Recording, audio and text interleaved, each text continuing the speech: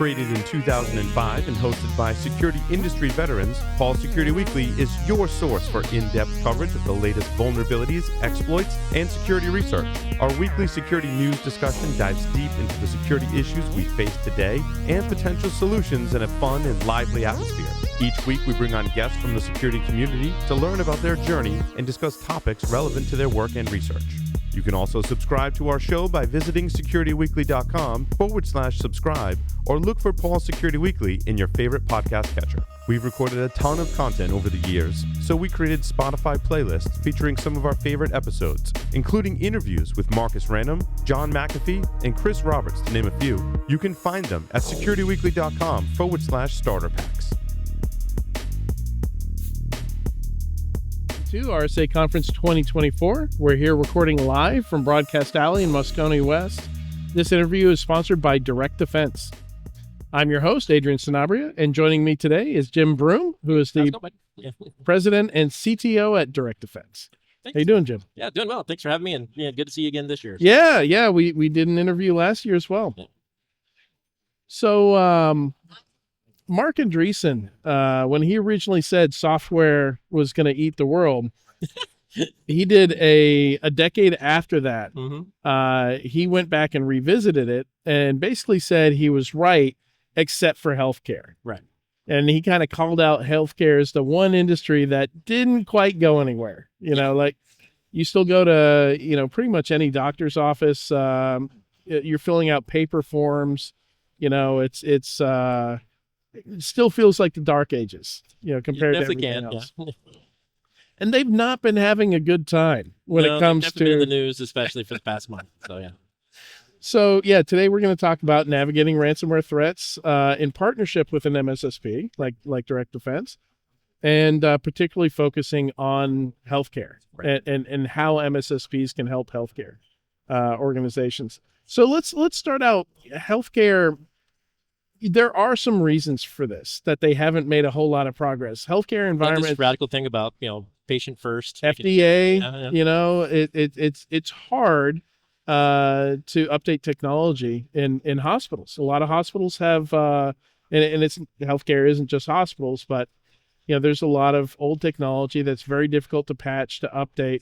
So what are some of the challenges here, that are specific to that? Yeah, I mean, realistically, kind of hitting the nail on the head of, we have a lot of legacy stuff. Yeah. We may or may not have really good network segmentation, which is one of the principles we've been talking about for years. Yeah, forever. Flat networks. Yeah. Extremely flat networks, or just, zero trust is not a real thing in there.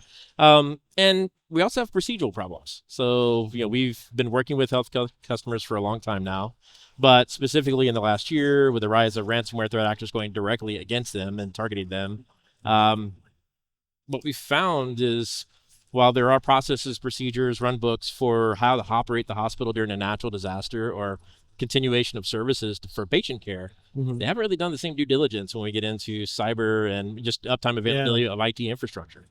And so while they still have the path to go back to, paper, right, what they haven't really thought about is, what if you have a truly disaster event of your core infrastructure?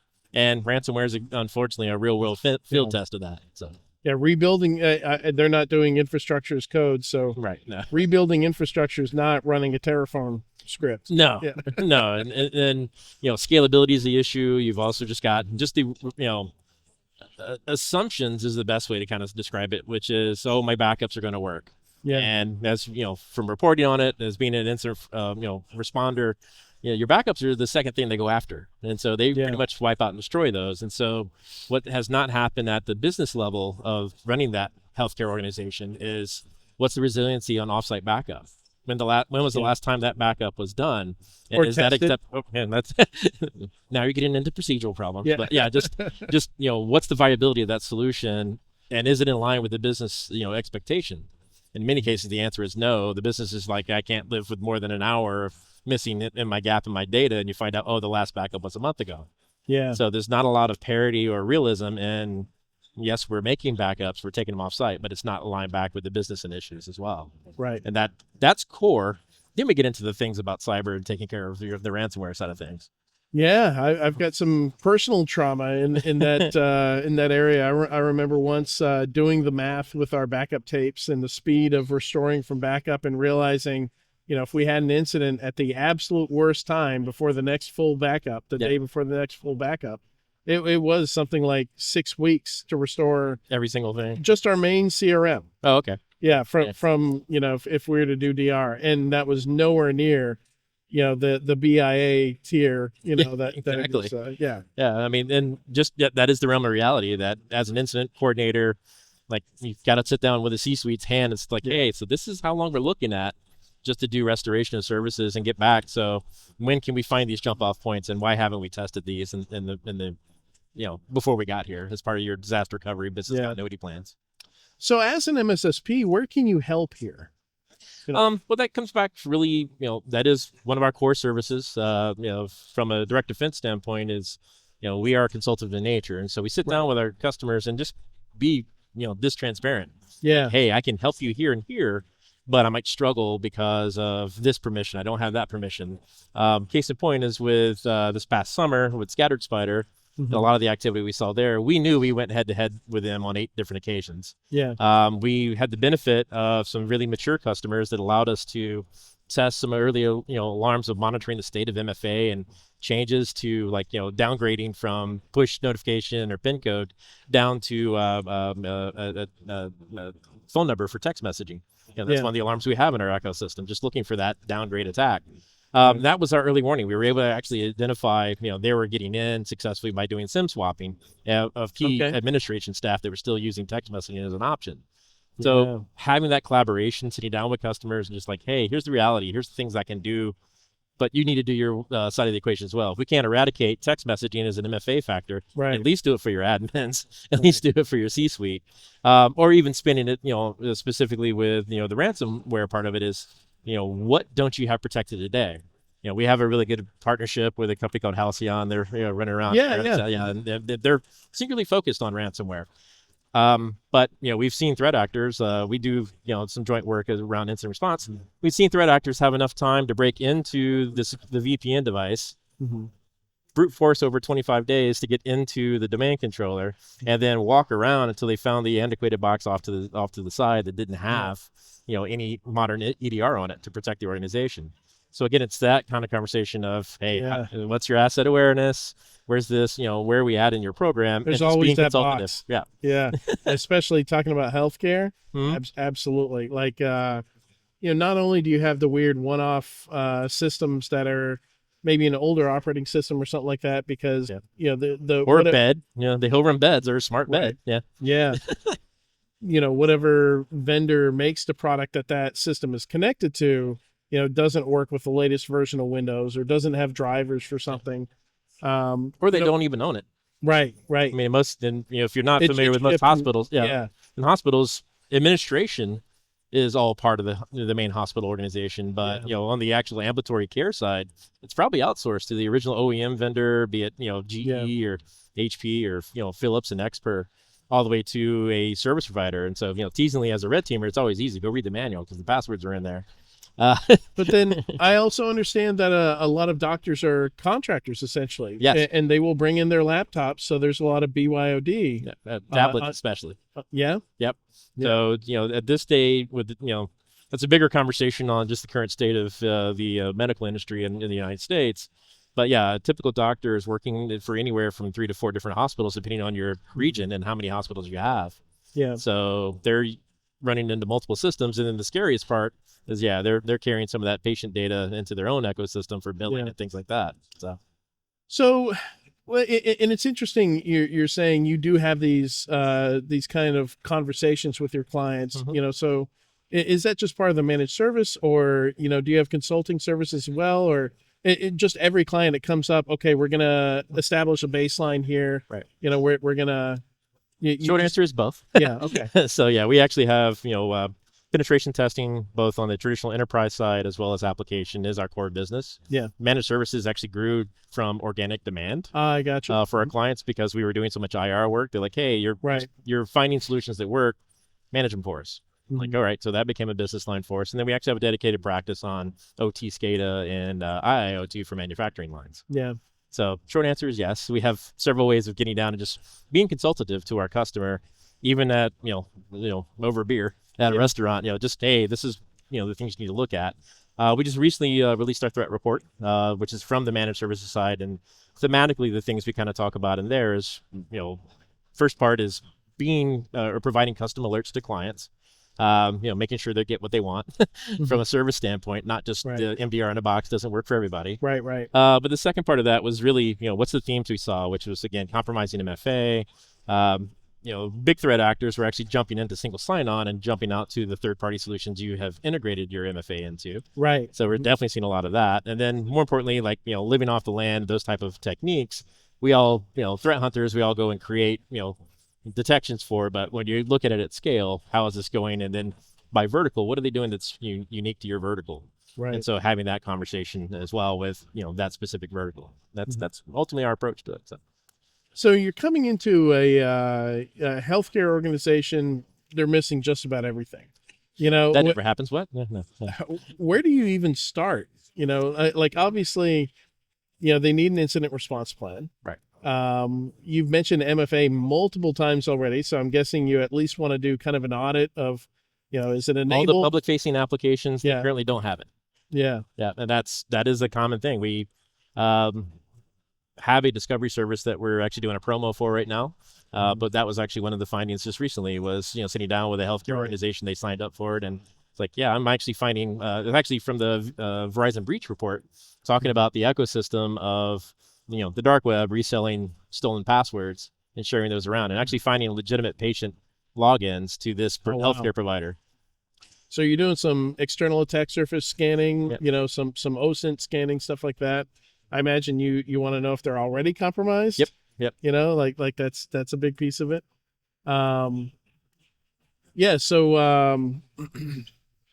So I imagine like is that something where you just kind of progressively work with them to put more and more controls into place?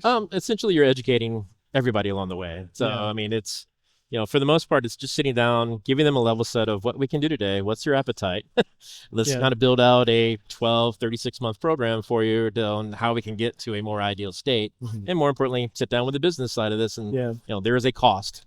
So having that conversation with what the tangible cost of actually delivering that is going to be. So, what should healthcare CISOs be looking for in a managed solution? Today, number one is making sure they're actually getting the coverage they need. So just, are you staffed? Do you actually have, here in the United States, just to have 7x24, you need, physically need 9 people there to wait for the red light to flash. But you need 12. We're talking about a SOC kind of function here. I mean, just for someone to acknowledge that a red light flashed, yes, that is going to be a SOC conversation. Right. But the other part of that is really where are you at in the, your insurance providers dictating what you have. Right. What's the quality of solutions you're currently invested in? How operationalized, to use a fun, buzzword to it, but how effectively are you guys using these? Can you do you have high confidence alerts? Do you have this? Or are you getting death by 1,000 paper cuts with 85% false positive alerts coming down and killing your poor SOC? Yeah. Those are all part of the, just taking security and making it a real operational state for the organization. For you guys, is partnering with cyber insurance, is that a pretty important thing these days? I mean, yes, especially if you're into the incident response side of the house, your insurance providers are typically dictating who you have to use. We're a little bit different. We do work with several insurance providers, but we're also a little bit different in that we're typically the advocate for the business. Right. Playing myself and the other colleague that actually runs the incident response team, we play disaster bingo. So the only 2 check boxes we haven't hit off, I haven't gone through Locust in a data center yet. I haven't done that one. And he hasn't done Tsunami, but we've done everything else. Volcanic eruption, a train derailment that went through a data center. Wow. So just helping organizations get recovery services outside of cyber, just, continuity, but taking that back to a cyber conversation of how do we get back to business? How do you take care of patients? How do you secure your data? Where is your data at? All that becomes just, general conversational things, unfortunately because of, experience. Yeah. But the other part of that is it actually directly talks back to the CISO on, can I start answering these for myself? And, can I actually have a quantified like checkbox or scoring metric on, where are we at from a maturity standpoint for these things? A train through a data center. That's a new one for me. without naming names, a very large, prominent financial institution that built a state-of-the-art campus with a data center at the end of an active runway. Oh, wow. And they dropped unfortunately, 2 planes got dropped in the middle of the parking lot in the first month they were there. Wow. Yeah, so got some fun ones. Wow. Yeah, that's I don't think I ever accounted for that when I was in charge of DRBCP. I don't think we're close to any airports or railroad. I mean, the building was beautiful. Yeah. The site was beautiful, but yeah, no one did an active, risk analysis. Plane. Yeah. Path, Yeah, maybe they looked at flooding, but forgot the other things. And the derailment, we never had a problem, and literally the train came off and it moved 85 feet that way and went right through the side of the building. Wow. So the spindles were in the front yard. Yeah. Wow, that's incredible. Well, Jim, thank you so much for joining me on Security Weekly today. Thanks, man. It's great. And to learn more about direct defense, you can visit securityweekly.com/direct defense RSAC. And please head over to securityweekly.com/RSAC for more content from us live from RSA Conference 2024. And we'll be back in a few moments with another interview. Welcome to RSA Conference. We're here recording live from Broadcast Alley in Moscone West. This interview is sponsored by Yubico. I'm your host, Mandy Logan, and joining me is Christopher Harrell, Chief Technology Officer at Yubico. Christopher, thank you for joining us. Thanks for having me. It's nice to be here. It's wonderful, especially because you are bringing something that to me is kind of a massive undertaking. You're discussing being able to make passwords less vulnerable and moving beyond that into what you're calling phishing-resistant. Can you please go into more of what is meant by that? Sure. My hope is that we are able to build not just protection around systems that use passwords, but maybe eliminate those entirely and build passwordless experiences that are also safe to use. And the primary thing that we look at from a safety perspective is what attackers are doing in the real world. And mostly they're tricking people into handing over their credentials. So we focus very heavily on things that are phishing resistant. So Yubico is the creator of a protocol called FIDO that we created with Google back in 2012-ish, I believe. And the goal at that time was to create something that could be paired with a username and password to prevent phishing. And since then, we've evolved that protocol to remove the username and password entirely, maintain that phishing resistance, and increase the user experience and the speed with which people can authenticate while sacrificing none of the security. That's fascinating. Now, a side question, I've always wondered, do you have any background on why an external key was thought to be the most useful? Sure. A little origin story for Yubico. Our founder had a family member that was tricked into having turned over credentials that allowed exploitation of their banking account in the country where they were in. And she looked at her husband and said, "Hey, you work in these nuclear power plants and they have these smart card security things. Why can't we have those everywhere to protect people so they don't get their stuff stolen? And it seems like something that's worthwhile." And he said, "Oh, there's drivers and there's readers and there's all this stuff that makes it complicated." And she looked at him and she said, "Well, I plug in my keyboard and it doesn't need a reader or a driver or anything. It just works." And that was kind of the origin of maybe we should start there. So when we first created Yubico, we tried to figure out a way to do things that made it harder to share the one-time password codes that were common at the time. And then later, as we worked with more advanced companies that were willing to push the envelope on technology and didn't have to rely on just a username and password field that we were abusing with a one-time password, we built our own protocols that would make it possible to dispense with that and use modern cryptography to prevent those things from happening at all. Now, coming from that origin story to more modern times right now with Yubico, my understanding is that you've advanced from that to actually having your own cryptographic library. We have. So the YubiKey itself from the beginning has been a hardware device that does all of its own computation. And we obviously depend on chip manufacturers and things like that to provide us with hardware that we can run our firmware on these devices. And over time, we've taken steps to make sure that we have as much control as possible on all of the code that's running on that device, including all the cryptographic operations now with our own library to do those things. That's really awesome. Right now with Yubico, will you tell us a little bit more of where you are focusing and what you're most excited about on where the company is headed? So I think that this week we've announced a couple of things that are exciting.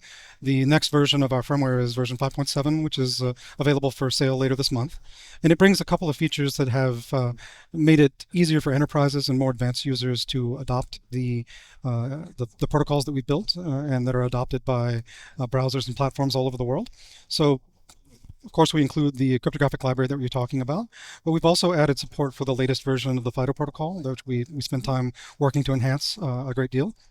And we've also seen that as the technologies we created to replace passwords with a seamless user experience have been adopted more, that people want to store more credentials on the device. So we've increased the amount of storage for the one-time password credentials, for the FIDO credentials, up to 100 for FIDO, and I think 64 now for the one-time passwords.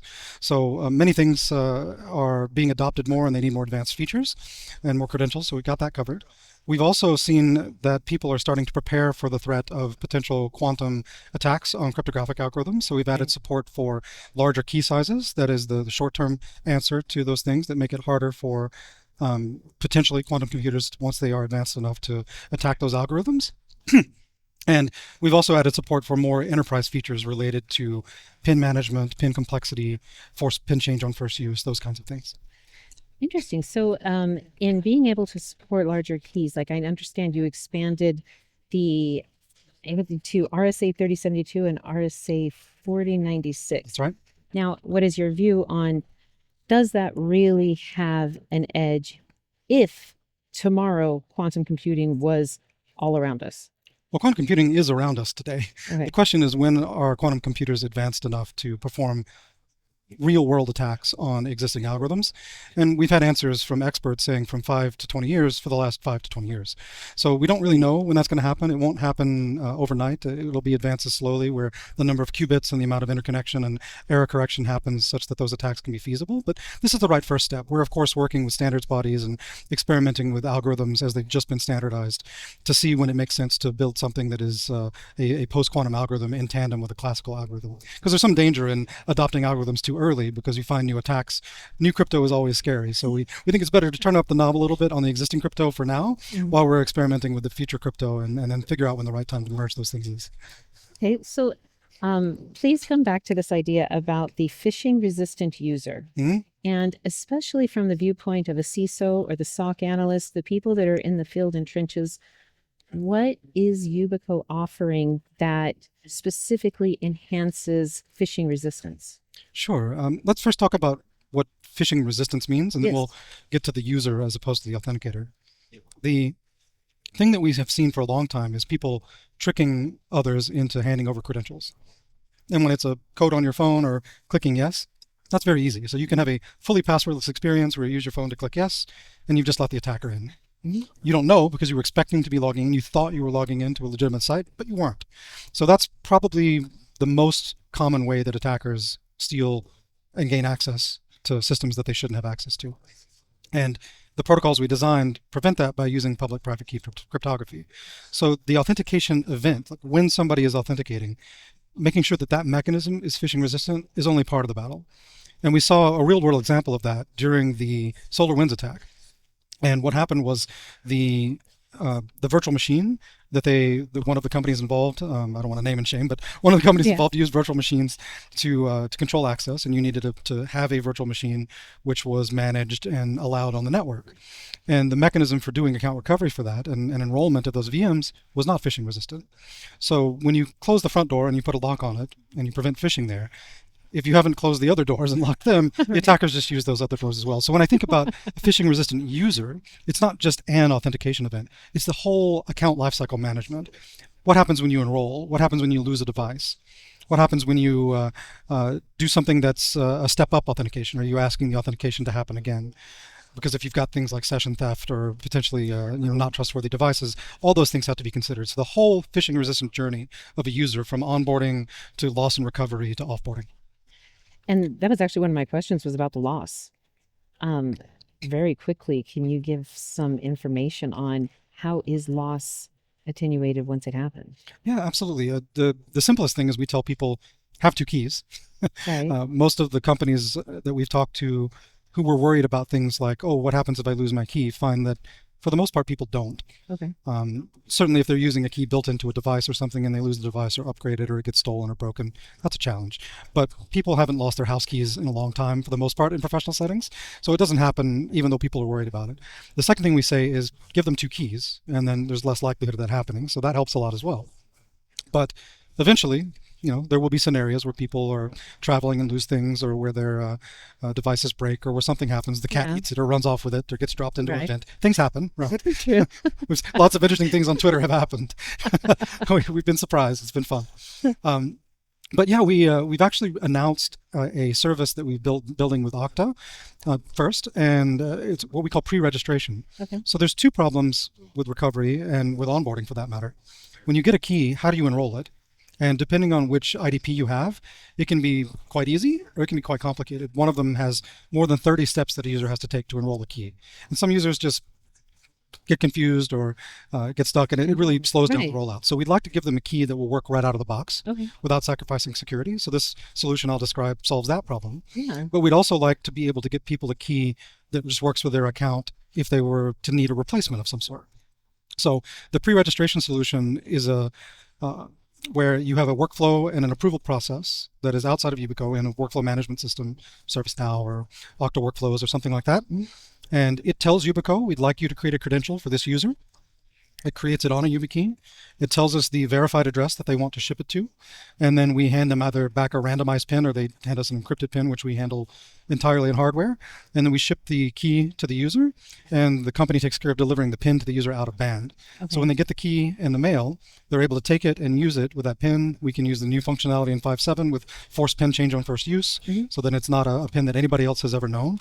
And that helps for onboarding, for recovery, safely, no lifecycle management problems where you call somebody you don't know and tell them to turn off your 2FA because I lost it. The number of people that have been attacked through that mechanism are too high, so we'd really like to get that service out. General available later this year and early access mid-yearish. So my understanding in the onboarding process is that there are controls built into YubiKey's setup that requires the PIN that is selected is not an easily guessable PIN. Yeah, absolutely. I actually forgot to mention that functionality earlier. So in version 5.7, we have the optional ability to have PIN complexity. And so PIN complexity is, it makes it so that the user can't choose something simple like 1111 or 1234. We find that beyond a small number, as specified in NIST, of static passwords or repeating patterns, that the passwords diversify enough, and with the lockout controls, you can't guess an infinite number of times. You have a number of tries and then the device is locked out. That provides a lot of comfort for enterprises as they're deploying and maybe have policies that require them to do something a little more than the baseline. And then from a risk perspective, it makes actually a surprisingly big difference. The number of people I've had in industry who were testing these keys early on who said, hey, I think this thing's broken. I said, hey, what PIN are you trying to set? And of course, it was 1, 2, 3, 4, 5, 6. And you would assume not. You would assume of anybody in the industry would choose not to do that. It shows why this control is important, even for people that know what they're doing. It reminds you. Absolutely. We are creatures of habit. Everything's temporary, right? It is. Oh, my goodness. So I'm curious then, because the YubiKey itself has the fingerprint, the metric reader, correct? We do have a device that has a fingerprint. Some do and some don't. So the YubiKey Bio has a fingerprint reader, and the others have a capacitive touch sensor that you pair with a PIN. Yeah. Oh, okay. Now, is there any specific benefit in making sure that something is phishing resistant that comes by virtue of having that biometric on the key? Yes and no. It's more about the context in which it's used. So both devices provide phishing resistant protocols, and if you use those protocols, then the authentication event will be phishing resistant. But where is the user using that? On what devices are they using it? And how does it work? We think of biometrics primarily as a convenience factor for a PIN, because when you enroll a biometric, you need to set a PIN. Even on your phone, when you set it up, it needs you to set a PIN, then you can set a biometric. And the reason for that is if your biometric gets locked out, or if you need to tie encryption material to something, you really need a PIN to be able to back that up. If I hurt my hand or something like that, you really need a backup. So there are enterprise scenarios where you can not have a PIN and only have a biometric. You do supervised enrollment to make sure the person's only enrolling their fingerprint and not their friend's fingerprint or a rubber banana or whatever the case may be. But for the most part, end users have a PIN with which they use a fingerprint as a convenience factor. But that's important in the context of where you're using it. If you're using it in a public place where like typing your PIN might be not something you want to do. Compromisable, yeah. So you can use the fingerprint, and people can't oversee that. So it depends a lot. Always phishing resistant, but like local PIN overseeing, if that's important to you, or if the convenience of biometric is important to you, get the biometric key. When we first demoed it, we actually had to slow it down and repeat it because the experience of logging in was so uncomfortable to people. You would walk up to a computer that was new, you'd never logged into before. You'd plug in the Yubico bio, you'd touch the fingerprint sensor, and you were logged into your account. And people said, "What just happened?"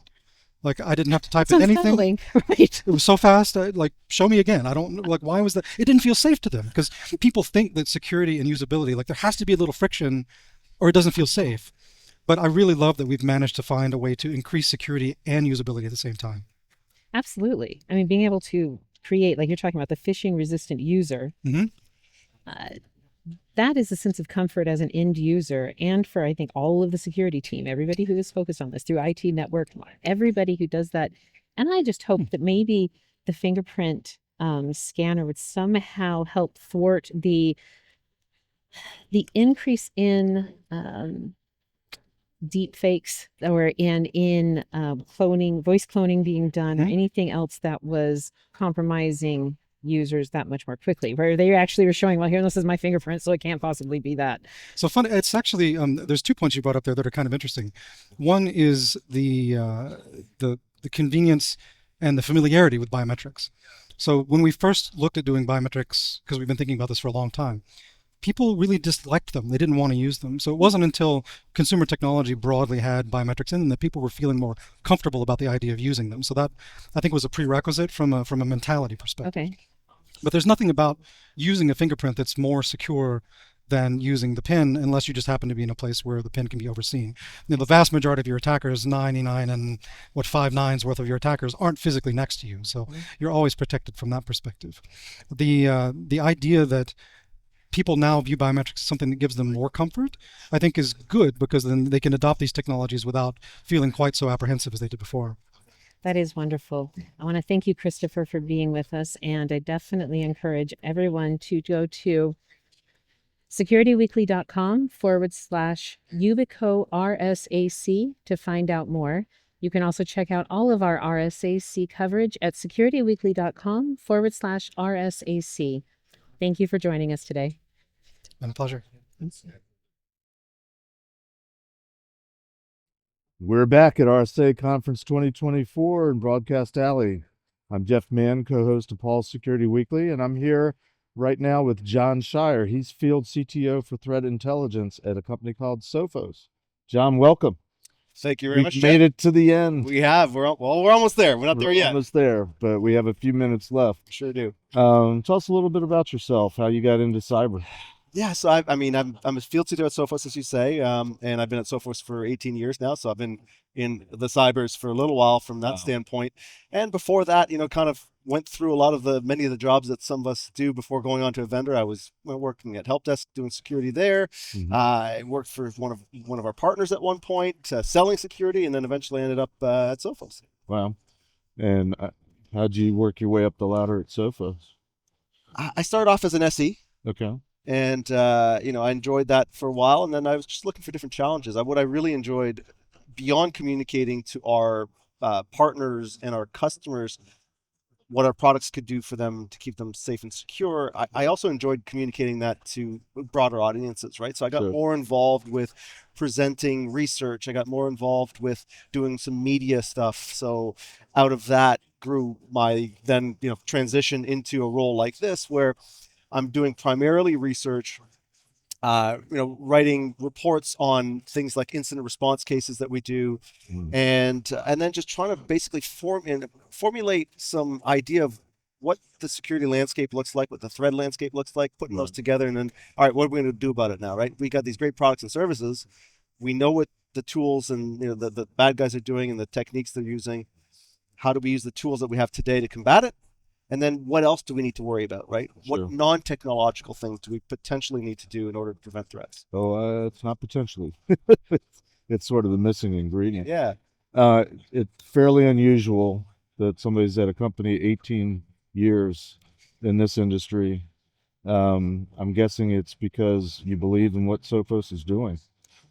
Yeah, I've believed in the products and the mission for quite some time, and what's really nice about our company is that we do keep innovating, we do keep pushing the boundaries wherever we can, wherever possible, and we've always had a singular focus on just stopping bad things, Right. right? Right. Protecting our customers. And I think that's just a really good mindset to have as you're going through and trying to develop new products and trying to get into different markets. Is the core value is always we need to protect our customers and we need to make it easy for them to be protected using our products. I mean, heck, and how long has Sophos been around? We're 40 years ish. 2025 will be 40 years. So, we've been around for a long time and we've seen a lot of evolution Sure. in the industry itself, in the types of products we're using, the types Right. of technologies we're using, right? We're always looking for new ways to stay ahead of the threat, minimize the risk, and that just keeps it nice and interesting and fun. Yeah, I would love to dig deeper. I've been in the industry a long time and started with the government, so I remember kind of vaguely when Sophos came about, but also especially when the internet became the big thing and internet security, and back when the vendor hall of RFSA, if there had been one like in the early 90s, there would have been two companies over there, Yeah. a firewall and a vulnerability scanner type of thing. I think it's my 16th RSA or something like Right. that, so it's But changed a lot. I put together a talk that I'm doing this year at some conferences and kind of going through that history and that time frame and just remembering companies popped up back then. 12 to 18 months they were getting snatched up by the big players, the Yeah. big IT companies, and we don't have to talk about it now, but I want to go back and do the research. How did Sophos was sort of before that era, and maybe that helped push through, because it's kind of unusual that a company exists this long without having been morphed and Yeah, reimagined and acquired and all yeah, that and kind of stuff. it's also interesting to think that back in the so I've been it's Sophos 18 years, but in security specifically probably like 25-ish years, right? And to think back to the earlier parts of my career where you could be an expert in security writ large. Right. There's no such thing anymore. Now, you can be an expert in like specific Kubernetes authentication, mechanisms and Right. know nothing else about security and do really well there, right? Right. It's amazing just the breadth that the industry has expanded into. But that's part of the problem, It because is. fewer and fewer organizations or vendors that are selling solutions sort of seem to have the ability to understand, take a step back and try to figure out what it is you're trying to solve, what it Yep. is you're trying to protect, what it is you're trying to accomplish, whether it's your clients, whether it's your executives, your intellectual property, your Right. research data, whatever it is. And of course, um, in this day and age, and over the last couple of days, there's the usual theme for the RSA conference, but Sophos, you've been doing something for the last couple of years in terms of giving back information to try to help companies. So I believe it's the fifth. Yeah, Well, the fifth. This particular report, the State of Ransomware report, is our fifth one, Wow. where we doing an independent survey of 5,000 companies in 14 different countries, and just we're trying to do two things, right? Yep. You say we're giving back, absolutely. What we're trying to do with that report and some of the other research that we do is we're trying to arm people with information so that they can then make good decisions, Informed risk, managing risk Yep. decisions, right? Yep. Um, I call that giving back. absolutely. You're I mean, absolutely right. it also helps with sales. Yeah. Yeah, but But it also helps there's us a larger understand. picture there. Yeah, it helps us understand what's happening as well. Because I find that sometimes when you're in vendor land and specifically in the research side of things, you can be a little bit myopic of the things that you see, and it's understanding on the other side how these things impact Right. the end user, the end organizations. If there's any nuance there, it's difficult to pick up sometimes. So it's having these surveys and doing this research, I think, gives everybody a little bit of a extra information to make those risk-based decisions that we need to make. I feel like, given the topic of the report, I should ask, what are the what are the lowlights of the report this year? Yeah, so there's definitely some lowlights and some highlights. So I'll give you the bad news first, and we can get on some of the good news. So Okay. the bad news is that year on year, we found that there was a 5x increase in median payments. So Wow. the amount that people were paying to ransomware criminals has gone up. We also found that things like recovery time are also increasing, right? And I think as some of these attacks are getting more complex, Mm-hmm. they're requiring more expertise and more complex recovery. Right. We also actually, talking about payments, we also for the first time asked about demands, because we wanted to sort of split that up. And we hear about the payments all the time, but Right. how much do they actually ask for? Because Right. sometimes that can be a signal in and of itself of how the criminals are thinking about the market and how they're trying to find those price points, right? So The irony is they're a business now too. exactly, and so 2/3 of all these demands were over $1 million. Right. We also found that greater than 90% of all the ransomware attacks, of which part of the good news is we saw that declining. So it's a bit of good news, and I'll touch on that again in a second. But Right. the successful ransomware attacks were also going after backups. So they're trying to compromise backups as well as stealing data, which is something that we've heard for a little while now, where it's this double extortion, and some of them are doing exclusively that. Right. And then finally, a piece of good news was that globally, 97% of the companies that were attacked were engaged in law enforcement, and it's 98% in the U.S. specifically. So that in of it is important, because it helps us understand the scale and scope of the problem, and then it then helps us fund the solutions to dealing with it. And I don't know that anybody's come up with the solution for solving the ransomware problem. And it almost reminds me of the old cat and mouse game of the Cold War, which I'm old enough to remember, where one side would do something devastating, the other would figure it out, and then they would do something devastating in terms of making an impact to tilt the scale. But so ransomware, it's not as simple as making sure all your systems are patched. It's not as simple as making sure all your employees know not to click on the fish. It's not as simple as backups. Is there is opinion question, is the best thing that's going on right now involving law enforcement, so that the threat actors have to do their own risk analysis, and perhaps there's a greater risk of getting caught? Or is that still a little bit down the road? It's part of it, right? Because I don't think, as with security, we always say it's complicated, right? Whenever people ask us a question about they want a clear-cut answer, but very often there's nuance, there's context. Sure. And on the defense side, on the how do we deal with this problem, law enforcement is a portion of the response to how we deal with this. Right. We need law enforcement to, wherever possible, apprehend, prosecute, and lock these criminals away. Right. But what they're also doing at the same time, because I don't think they're going to get there completely.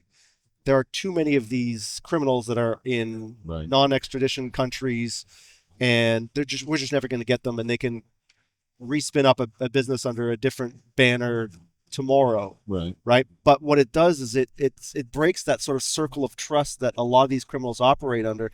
If they're constantly thinking that, the FBI might be in our infrastructure or might be inside our affiliate program, and that trust gets eroded, I think it slows them down a little bit. It gets them off balance enough that we can do some of the other things that are required, both from the public and the private sector side, to, again, try to deal with this problem as best we can.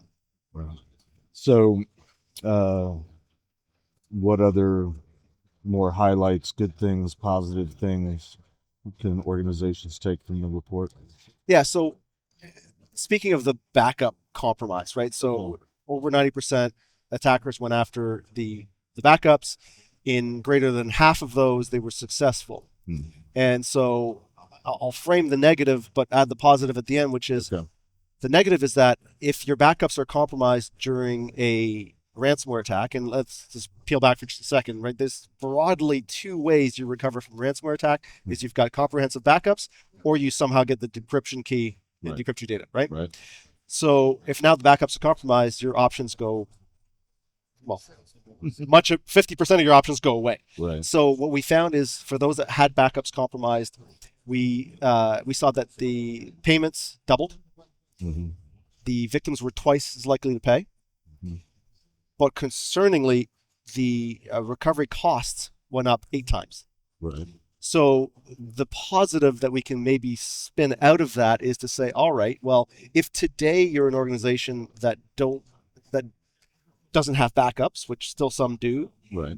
or you have backups that are easily accessible by cyber criminals, there are things you can do today to make that less of a risk to your organization if you do get hit by a ransomware attack. So look at what you have today. If you don't have backups, start taking some backups. Figure it out. If they're online, if they're accessible, well, then look at how you can maybe get, the old 3-2-1, right? Three backups, 2 different media, one of them offline kind of thing. Like, Yep. Adhere to that principle, and knowing that the cyber criminals are going after them and it's going to cost you more in the end should be enough, I think, for the ones that aren't doing enough to start doing that.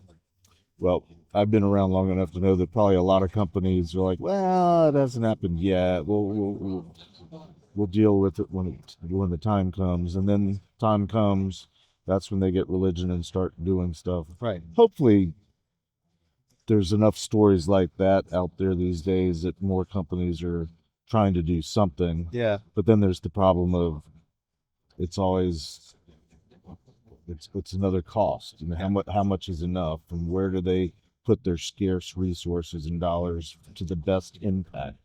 That scarce resources is definitely something, especially in the SMB. Sure. Right. There are more businesses that are small, medium businesses worldwide than large enterprise, and Mhm. the cyber criminals don't care who they go after. Nope. There's some targeting, but it's very minimal, Right. and it's mostly opportunistic, and they don't really know who they've attacked until they've attacked them, and then it's spend a little minute looking around the servers and seeing, Right. looking at the domain name and going, okay, Hey, it's who just we got here? business. It's nothing It's just personal. business, right? And the thing that you can do once you have some of these, risk mitigation technologies in play, is draft up some response plans, practice them, because the backup that you don't have is the one they're going to regret the most. Right. The second thing you're going to regret the most is having a backup that doesn't work, right? Well, our time unfortunately has run out, but I want to thank you for sharing what's going on, providing the information as Sophos, and having a conversation that's actually about something that's really impacting and not some of the hyperbole that's been going around this week. That's going to wrap us for this session. If you want to learn more about Sophos, download the report. You can get there by going to securityweekly.com/Sophos RSAC. And this is our last interview this week at RSA. We want to thank you guys for tuning in all this week. Hope you enjoy the content and the conversations we've had. To find this when they go online, go to securityweekly.com/RSAC. See you next year.